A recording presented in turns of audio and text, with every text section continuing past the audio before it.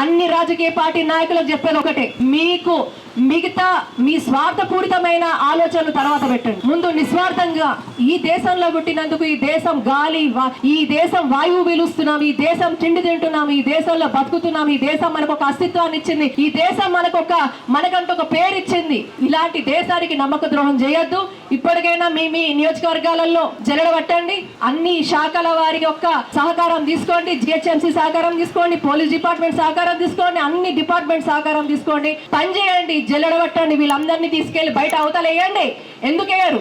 ఈ రోజు ప్రపంచంలో 50 ఇస్లామిక్ నేషన్స్ ఉన్నాయి మిత్రులారా. 1 కాదు 2 కాదు 50 ఇస్లామిక్ నేషన్స్ ఉన్నాయి. తీసుకెళ్ళండి. రోహింగ్యా ముస్లిమ్స్ కు వాళ్ళ ఇస్లామిక్ నేషన్స్ ఉన్నాయి. ఎంతో హృదయం ఉన్న నేషన్స్ ఉన్నాయి. వాళ్ళకి అప్పచెప్పండి, వాళ్ళు బాగా చూసుకుంటారు. మనకు కూడా మానవత్వం ఉంది కదా, మన మానవత్వంతో చెప్తున్నాం, తీసుకుపోయి వాళ్ళకి అప్పచెప్తాం. అవునా? మనం వాళ్ళకి అప్పచెప్తాం.